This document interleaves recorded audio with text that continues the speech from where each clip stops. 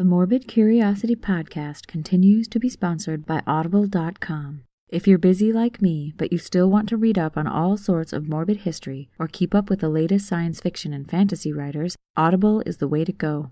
There are over 180,000 titles to choose from, and you can listen to these audiobooks on your iPhone, Android, Kindle, or other MP3 players while you work, cook, on your commute, or at the gym. MCP listeners can get a free audiobook download and a 30-day free trial by going to www.audibletrial.com/MCP. If you sign up for the free trial, you get a free audiobook that is yours to keep, and the MCP gets the funding it needs to keep bringing morbid history to your ears.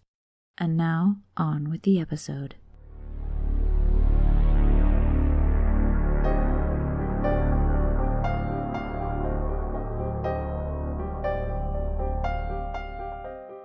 Humans are fascinated by gore and violence, but even more so the mysterious and unsolved.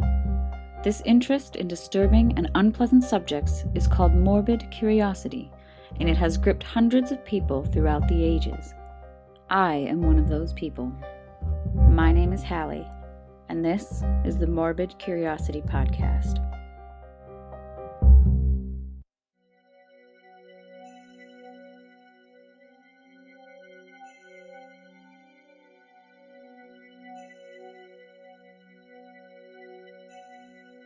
Many cultures and religions seem to have holidays around this time of year. Kwanzaa, Hanukkah, Yule, Chalaka, and of course, Christmas. Most of these holidays surround the winter solstice, a very important time of year for ancient peoples, whose lives revolved around the changing of the seasons, due to the effect of those seasons on their crops and livestock. It's no wonder that some of these long-standing traditions developed into the religious holidays we know today. Without much effort, the layers of the Christian holiday of Christmas can be peeled back to reveal its origins in more ancient pagan traditions from across Europe. Characters like Santa Claus, Jack Frost, and the elves all have their bases in far more ancient characters of myth and folklore. Some of these characters are far less jolly than their modern counterparts. One of these darker characters is Krampus. According to the lore, the name Krampus originates from the German word Krampen, which means claw, and tradition has it that Krampus is the son of the Norse god of the underworld, Hel. Krampus is a horned humanoid figure, often described as half-goat, half-demon. Although there are many variations of Krampus's appearance, most images share several common physical characteristics.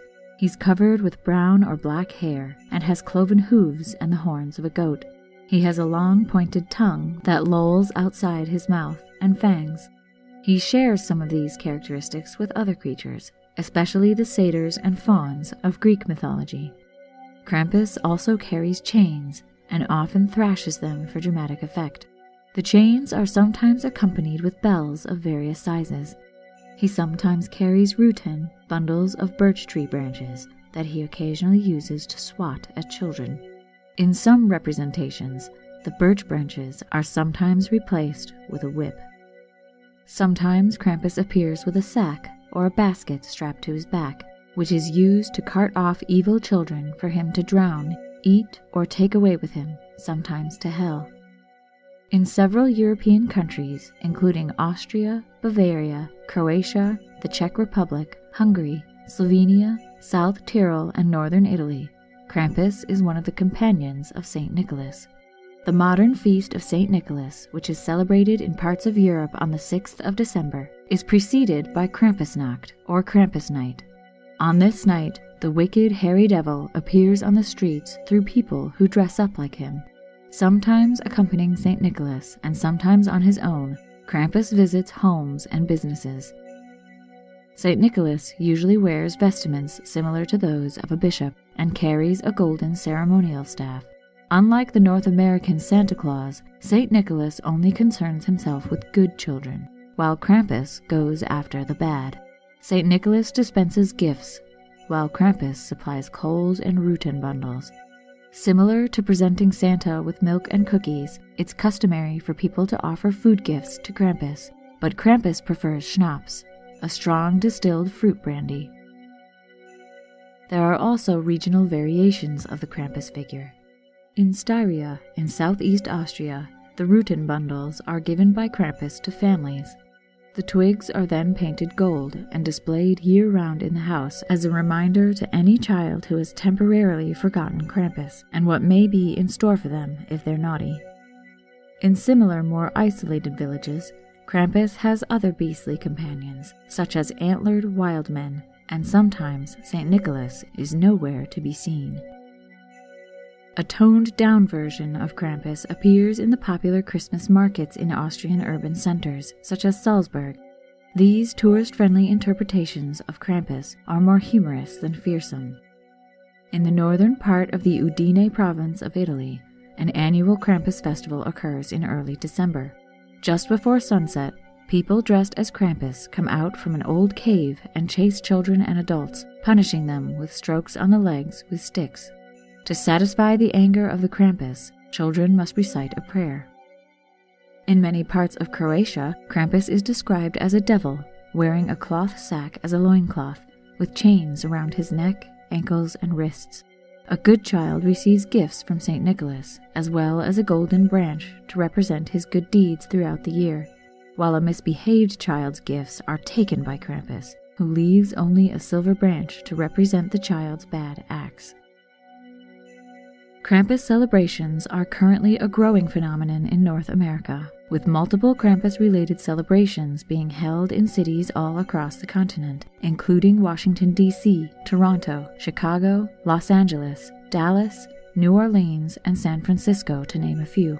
Each event focuses on a theme or a cause, ranging from a simple bar crawl to a toy drive or charity fundraiser. The Krampus of legend whips people with his birch bundle, and the people that dress up as Krampus in the Salzburg Krampuslauf do the same. A tourist who was in Salzburg during the festival described fleeing from a fleet of stomping Krampus who struck out at them with sticks, aiming for the thighs and legs. No one was seriously hurt, but the beatings did leave bruises. However, the people attending the festivals took it all as fun, similar to those that go through extreme haunted houses on Halloween. In all of these Krampus celebrations, costumed characters are key. These characters include Krampus himself, St. Nicholas, woodsmen, angels, and old women.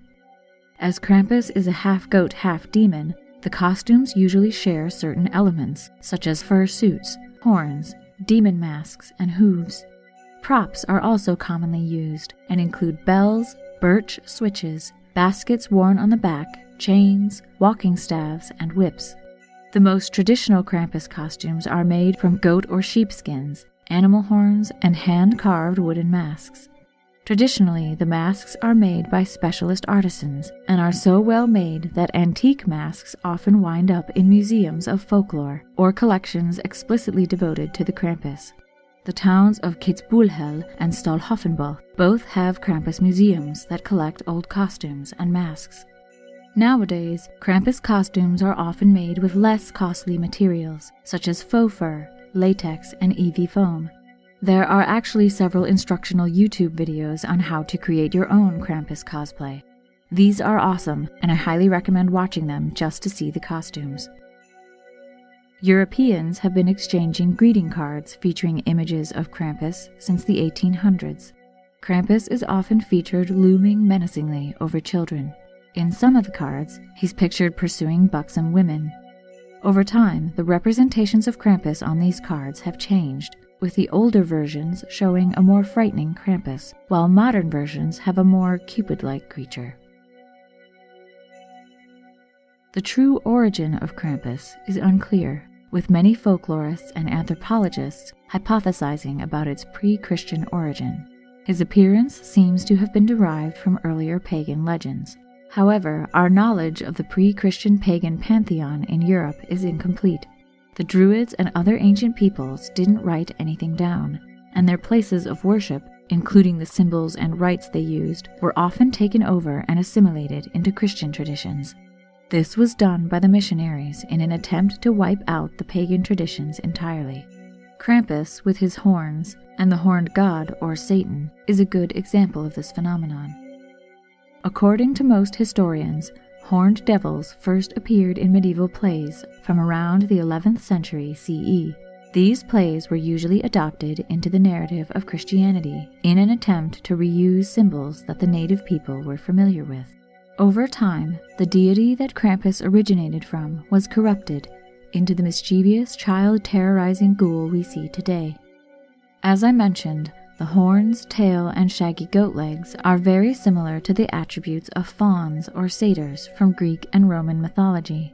Satyrs are generally associated with lust, but also represent barbarianism and bad behavior, more or less because goats are willful and cannot be trained.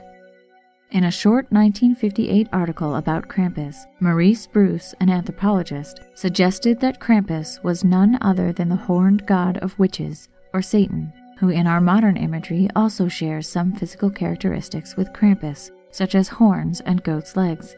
He states that the birch branches may be connected with initiation rites of certain witch covens, and the chains might have been introduced by Christians in attempt to bind the devil, but could also be a remnant of a pagan initiation rite. In 1975, anthropologist John J. Honigman wrote that masked devils acting boisterously and making nuisances of themselves have been known in Germany since the 16th century. He also states that animal masked devils that combine dreadful and comic antics have appeared in medieval church plays. Austrians in the community he studied said they were quite aware of the heathen elements that were being blended with Christian elements in the St. Nicholas customs and in other traditional winter ceremonies. They believe Krampus derives from a pagan supernatural creature who was assimilated into the Christian devil. The Krampus figures persisted through history, and by the 17th century, Krampus had been incorporated into Christian winter celebrations by pairing him with St. Nicholas. Most folklorists agree that Krampus got grafted onto Christian tradition as a sidekick of St. Nicholas. In fact, there are several figures who have been included in the St. Nicholas celebration that may have origins in earlier pagan traditions, such as the controversial Zwarte Piet from the Netherlands, who appears in blackface in the weeks before the St. Nicholas feast and amuses children by scattering sweets for those who come to meet St. Nicholas. In Germany, there is Knecht Ruprecht, who asks children whether or not they can pray, and if they can, they receive apples, nuts, and gingerbread, while those that can't are hit with a bag of ashes. And Belsnickel, a raggedy companion to St. Nicholas, who visits children on his own, carrying a switch in one hand for naughty children, and pockets full of cakes for good children. In the Alsace region of France, Hans Trapp, a character that is an embellishment of a real person named Hans von Trotha, frightens children as a companion of St. Nicholas, instead of Knecht Ruprecht. Another St. Nicholas character from France is Père Fouettard, or Father Whipper, who gives out lumps of coal and whippings to naughty children. Père Fouettard, like Hans Trapp, is said to originate from a real person, with legends that date back from the 12th century suggesting he was an innkeeper who drugged and murdered schoolchildren and then made stew out of them. The legend goes that St. Nicholas brought these children back to life and made Père his companion. Whatever his origin, Krampus has appeared with St. Nicholas since the 17th century as St. Nick's dark companion.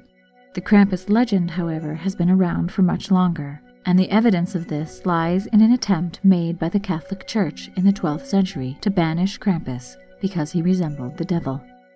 This was not the last time Krampus would be banned. In 1923 in Austria, during World War II, the Krampus tradition was prohibited under the Fatherland's Front, the fascist ruling political organization, and the Christian Social Party, a major conservative political party. They found Krampus despicable because it was considered a creation of the Social Democrats. The newspaper of the Austrian Catholic Union called for a Krampus boycott, and the government of Lienz, the capital of East Tyrol, forbade Krampus dances and further mandated that all aspiring St. Nicholases must be licensed by the city. They also pledged to arrest Krampus whenever they saw him. Later, in 1953, the head of Vienna's kindergarten system published a pamphlet calling Krampus an evil man and warning parents that celebrating Krampusnacht could scar their children for life. Near the end of the 19th century, a popular resurgence of Krampus celebrations occurred and still continues today in Austria. The Krampus tradition has revived in Bavaria as well, along with a local artistic tradition of hand-carved wooden masks. There are still public debates in Austria about whether Krampus is appropriate for children, as he represents cruelty towards children. Why is Krampus making a comeback now? Some researchers say that it's partly thanks to a bah humbug attitude towards Christmas in modern pop culture, which spurs people to search for ways to celebrate the Yuletide season in non-traditional ways. Austria is actually attempting to commercialize the harsh persona of Krampus by selling chocolates, figurines, and collectible horns. Commercialization is not the only concern. For most people, the annual festival is fun, but there have been concerns that refugees in the alpine towns that celebrate Krampus might find the tradition frightful. Smithsonian Magazine reported that this year, Krampus's scheduled arrival coincided with an influx of refugees from Syria and Afghanistan. Though the festival is well loved, it gave rise to concerns that the new neighbors might be scared of the tradition and its nightmare-fueling costumes. Rather than canceling the parade, however, town officials decided to educate the newcomers. Refugee children in Lienz were invited to a presentation where they learned about the props, costumes, and customs of Krampus so that they could join in the celebration without fear. The character of Krampus has been included and sometimes modified for various forms of media. He appeared recently in a 2012 novel by Gerald Brom called The Yule Lord. He's appeared on popular television shows such as The League, The Venture Brothers, Grimm, Supernatural, The Colbert Report, and American Dad. He has also appeared in video games such as Carnival, a 1998 arcade game, and a 2014 game called The Binding of Isaac: Rebirth. And of course, there's a dark comedy horror film called Krampus, which came out in 2015. So why does the tradition of scaring children with a demonic pagan monster exist? Some folklorists suggest it may have deep socio-cultural roots that spring from a desire to be part of a community. Simply put, parents use this creature to threaten their children into behaving in a way that is socially acceptable, so they do not become outcasts. Between the ages of 2 and 6, children begin to develop their imaginations, and to the mind of a susceptible child, the tale of Krampus seems real and possible. Stories of Krampus, and other boogeymen for that matter, are used as a threat to ensure that children follow the rules. The shape of these child punishers is fluid, so it can be used against the child anywhere and at any time. The transmission of these types of tales over generations forms a sort of guideline for a lasting social code. It educates and reinforces the expectations held by other members of the community. Folk tales are local to the people who tell them and reveal much about their perceptions of the world around them. They grow, change, and are adapted for the time in which they are told. These tales of Krampus and St. Nicholas tell us that people who didn't follow the rules of the community were likely to pay for it in some way or another, possibly by disappearing or suffering a beating. These characters are teaching tools designed to maintain the social order. Up until the point that children begin to believe in such characters, their parents are a great force in their lives. They deal with most issues for their children, but Krampus and other boogeymen tend to come when the parents aren't around. This is the child's moment to recognize how they are acting and assert themselves as members of the social order by correcting the behavior the community deems as bad. In effect, they gain an understanding of their own actions and the fact that they can change them. It's a developmental milestone. At the age when they are making sense of the world, the metaphor of the Krampus and other boogeymen represent fear, anxiety, and danger. Though these folktales seem to empower the Krampus, they also empower the child who is listening to the story. The child can defeat Krampus by following the social norms of their society, by being good. So there you have it, the Winter Saint and the Winter Devil. Their stories tap into a subconscious macabre desire to frighten and to be frightened, but also showcase the deep roots of community and social order. This peeling back of the layers of human society is the reason it brings out our curiosity.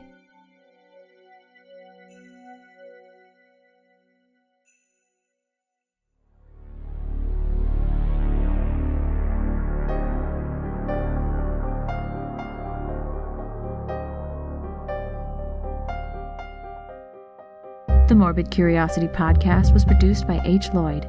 If you'd like to get in touch or suggest a morbid topic for me to talk about, you can tweet the show at Morbid Podcast or find us on Facebook and Instagram at Morbid Curiosity Podcast. If you like the show, please share us on social media and give us a rating on iTunes. Thank you to Holland, Sigrid, Kelsey, Tim, Luke, and Emily for their comments and suggestions on Facebook. Thank you to Carl, Maria, Stat Podcast, and Mad Asian for recommending the MCP on Twitter. Thanks to you, the listeners, our creepy community is growing. The MCP is part of a wider creepy community known as the Belfry Podcast Network. Check out the other shows on the Belfry Network at www.thebelfry.rip. In this giving time of year, why not support the MCP with a donation? Your gifts go to the research materials we use to create this podcast. If you'd like to donate, you can go to our website, www.morbidcuriositypodcast.com. There you'll find a donation button, links to all our social media, and other ways to contact us. Your donations help us keep the podcast going. You can also support us by signing up for a 30-day free trial of audible.com. We get financial support, and you get a free audiobook that is yours to keep whether or not you keep the service. It's a win-win situation, so head to www.audibletrial.com/MCP and sign up to help us out. We really appreciate your support. My name is Hallie, and until next time, thanks for listening.